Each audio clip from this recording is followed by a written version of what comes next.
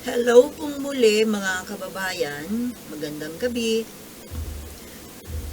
Ang pag-usapan po natin ngayon ay itong medyo nagba-viral ngayon na isang video tungkol doon sa may nag-post ng kinuna ng video yung isang sales girl or shall we say food attendant ng Chowking Ecoland. Alam mo yung Chowking, ang gusto ko dyan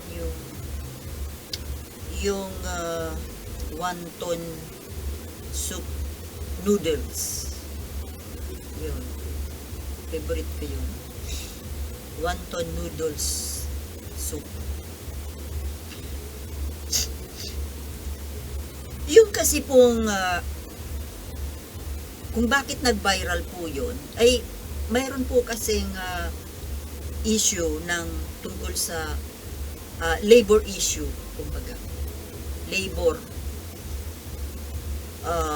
employer-employee relationship. Na, yun po kasing nag-post, yun yata yung anak nung customer, yung dinilibera ng pagkain. Bakit itong kakaganito ang kilay ko? Na, ayon po doon sa nag-post, na mukhang anak yata yun nung siya yung nag-video habang nag-uusap yung kanyang, siguro nanay yun nanay niya yung kausap ng girl, nung food attendant, tapos kumukuha ng video yung itong anak na, yung dalaga na parang anong tawag doon? Konyo, yung sosyal, yung masyadong sosyal, at tila baga wala siyang karanasan, parang wala siyang karanasan magtrabaho, or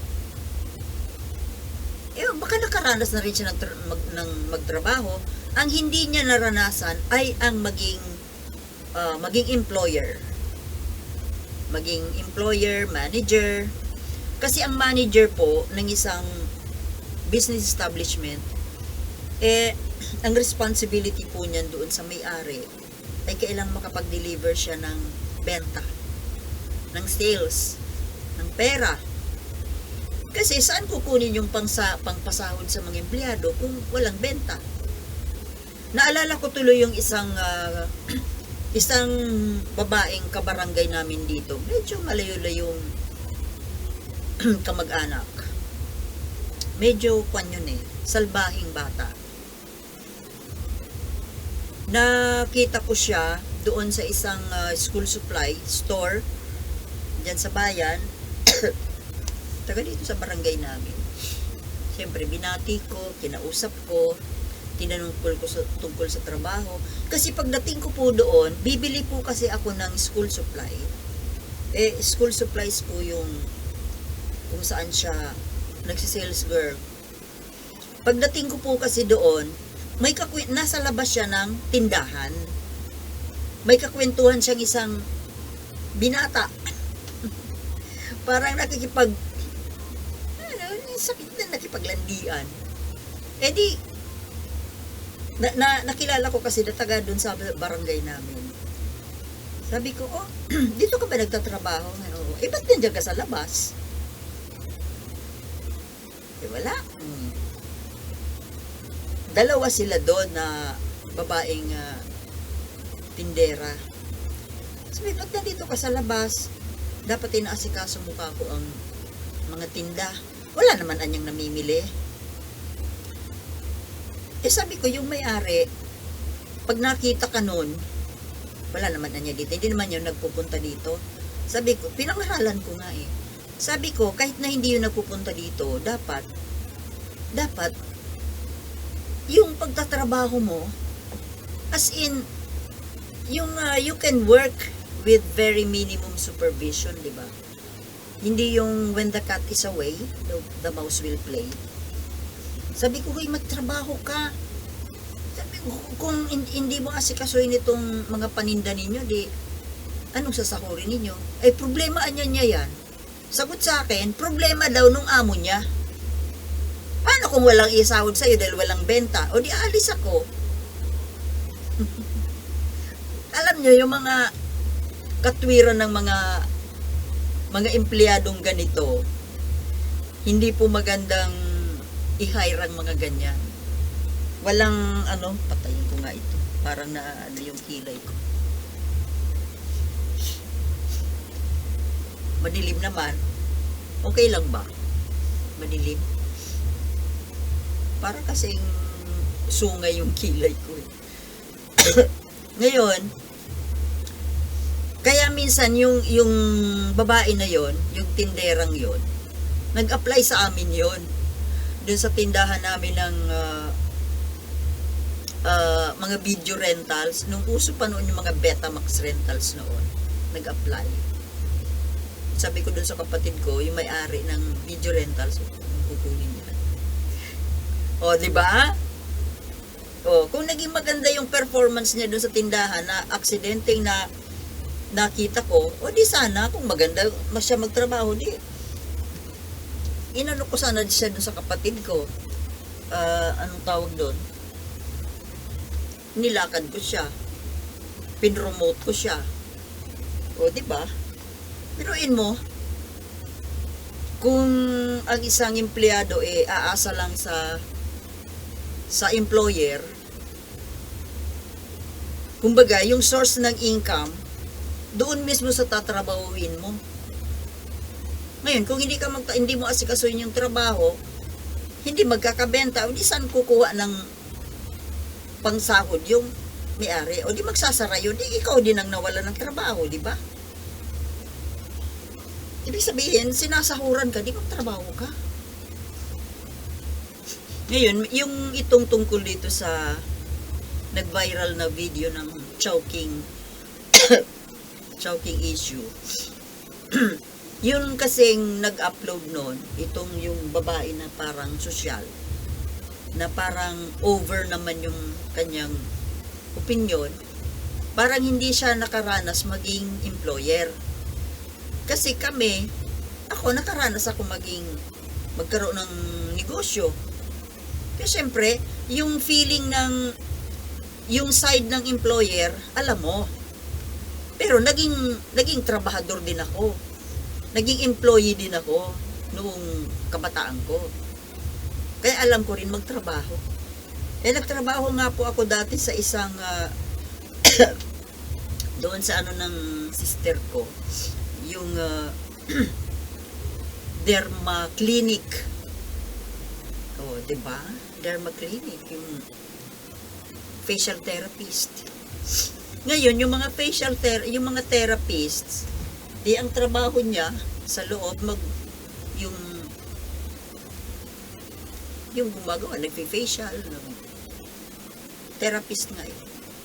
Pero kapag siyempre, kailangang tulungan yung company na kumita.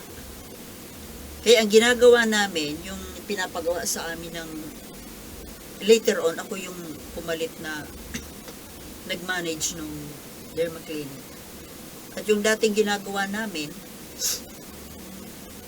kapag wala namang customer, nagpapagawa kami ng mga flyers, promotion flyers. Iikot namin yan sa mga subdivision, sa mga kalye-kalye, tapos doon sa harap ng clinic, mamimigay kami ng flyers. Pero syempre, mamimigay kami kapag hindi umuulan, pag yung hindi na mainit ang araw, natural. Pupunta kami sa mga medyo malayo-layo na rin na iniikot namin yung mga kalsada, mamimigay ng flyers para mai-promote yung establishment. O di may mga pumupuntang customer, kailangan po kasi yun eh.